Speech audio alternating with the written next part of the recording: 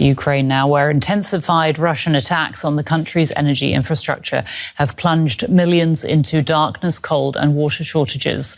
On Wednesday, a state of emergency was declared for the entire energy sector, with temperatures below -10 degrees Celsius, continued strikes and no rapid recovery in sight.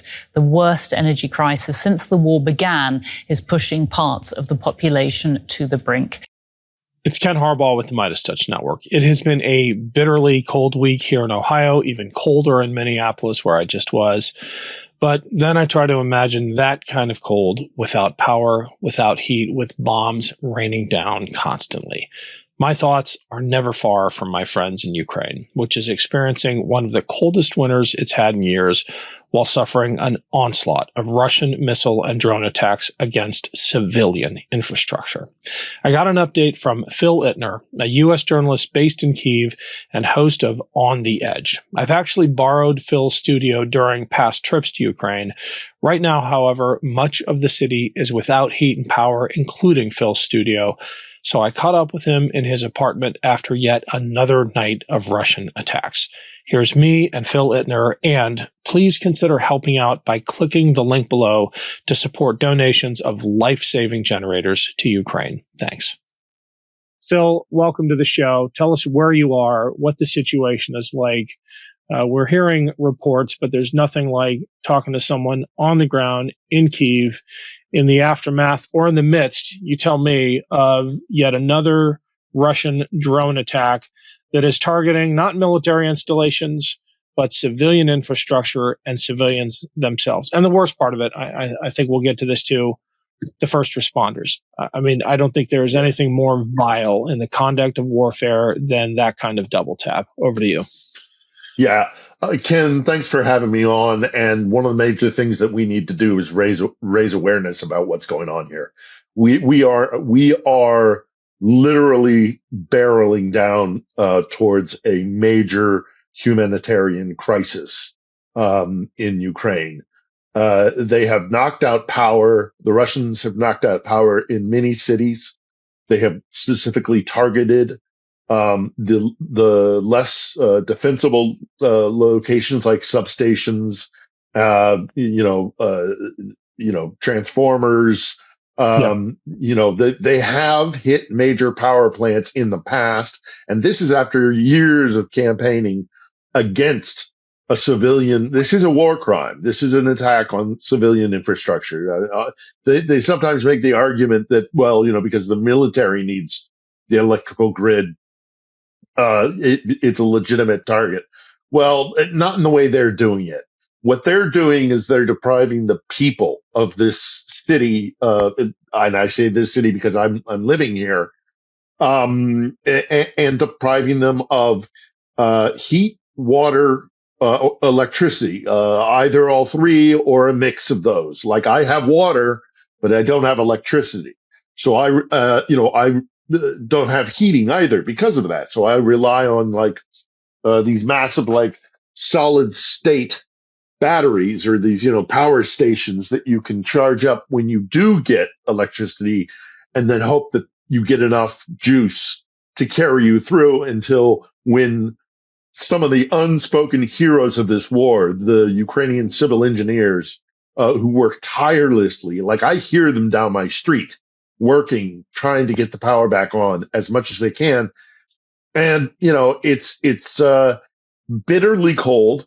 I've been here since the beginning of the war. We got lucky a couple of times with relatively mild winters, and also the extended attack campaign on the electrical grid, hadn't quite grown to what it is now, to a place where it is really on the brink of collapse. And we are currently minus 11 Celsius, which I think is 12 Fahrenheit.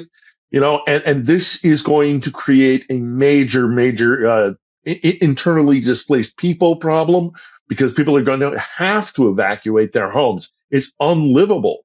And that's kind of the point, is to put this crisis, this pressure on the country so that they'll collapse.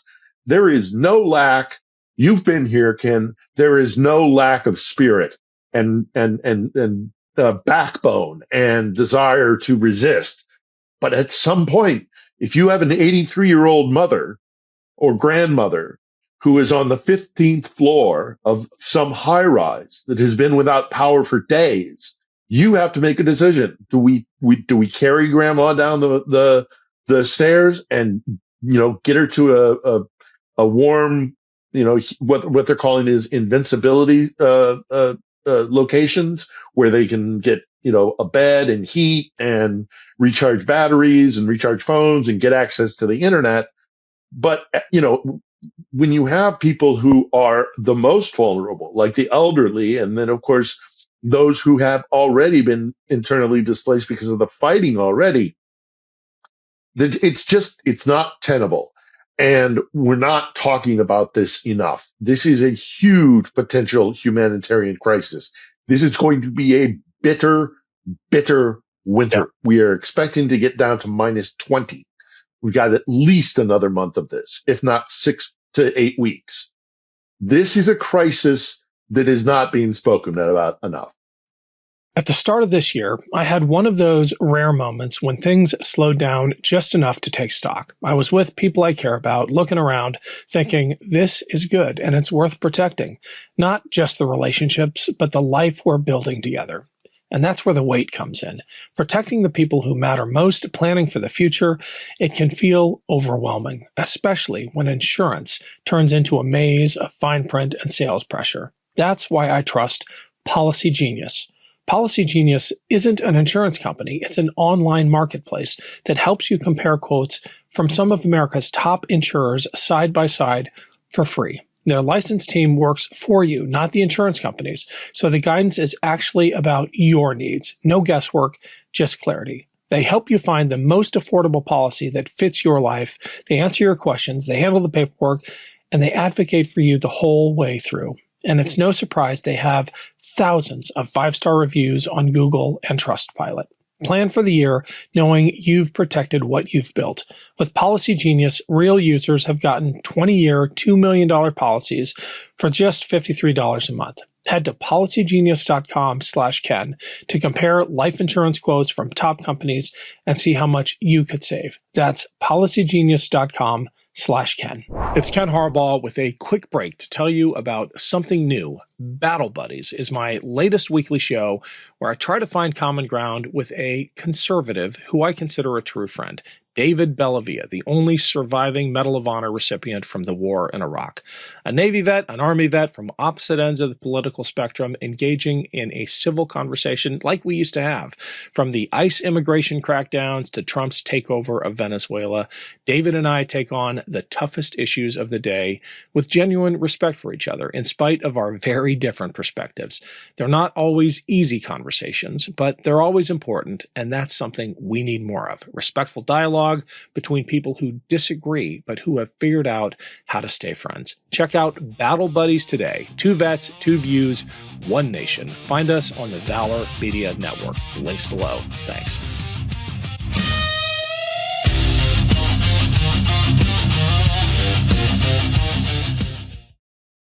Can you talk about what the Ukrainians are doing to adapt? I mean, the heroism of the civil engineers is it's on vivid display in my feeds. I want to make sure we talk about them. The first responders are doing incredible work, but ordinary Ukrainian citizens are coming up with adaptations that are like straight out of survival manuals. I mean, it's incredible what is being done to adapt to these conditions. Before I hit record, you talked about the trench candle that you're warming yourself next to. How are the Ukrainians adapting? So you take cardboard, you put it into like whatever can that you can possibly find, and then you fill it with paraffin, and there's a bunch of other stuff that goes, like some wax and things like that, and it'll slow burn for hours potentially, and even a little candle, if you are in a small enclosed space, can provide you sustainable, heat so that you don't die. It's not comfortable. Obviously I'm wearing a hat for a reason. I'm in warm clothing. I'm in the smallest room. Normally I would talk to you, Ken, from my studio, but I can't light my studio. I don't have the means, and it's a larger space, so it's harder to warm. So I've retreated into the smallest room in my apartment, which happens to be my bedroom. And that's where I'm speaking to you now, which is why the strange lighting and all the rest of it, and I've got blankets and I've got space heaters for when, the power does come back on. Or if it gets really dire, I can plug some of these space heaters into those solid state, battery stations that I just showed you there. But people are doing things like uh, um, uh, uh, putting pans on because they still have gas stoves, so they'll put a pot of large water onto the stove, and the stove will steam, or the pot will steam, Yeah. and then you get steam heat. The municipality is putting out, as I said, these invincibility points where you can go and you can get warm, you can get some, coffee or maybe something, some soup or something like that. Ukrainians, as you know, can have a real like binding, a unified spirit in this time of crisis, and it's amazing to see. So they're setting up those spots there. I'm told, I haven't seen one in my area, but I'm told that there are, instead of like large generators the size of a small like wood shed, which would heat or power a supermarket or a store or something like that. You see those all over the place. Now, apparently, they're bringing in flatbed trucks that allow them to maneuver around the city to go to those places where things are at a crisis and to, as a stopgap measure. But also, in addition to that, they're harder to hit because you're right, Ken. One of the most disgusting things about what's happening is that it's what you and I both saw in Iraq, a double tap.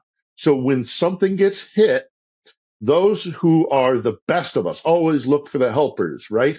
Fred Rogers, always look for the helpers. Well, the helpers come running. But cynically, what the Russians do is they wait until those civil engineers get to the damaged spot, and then they have another drone that comes in and specifically targets people who are trying to save their neighbors' lives because the exposure to the weather here, this is a bitterly cold winter. People are going to be dying. People already have been dying. We just don't have the records quite yet.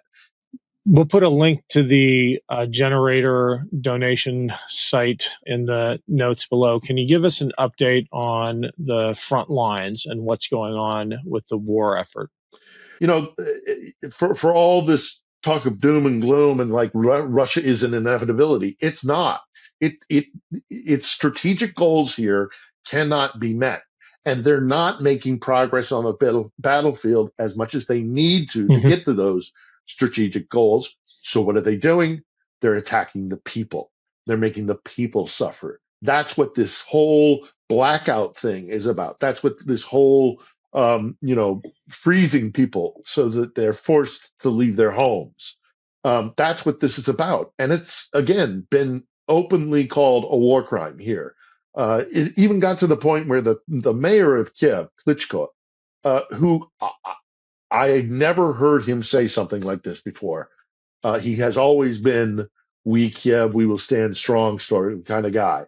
He recently said, look, if you can get out, if you have a home, a village, somewhere where maybe you're in an electrical grid that is not as badly under attack as we are currently, leave, get out of the city.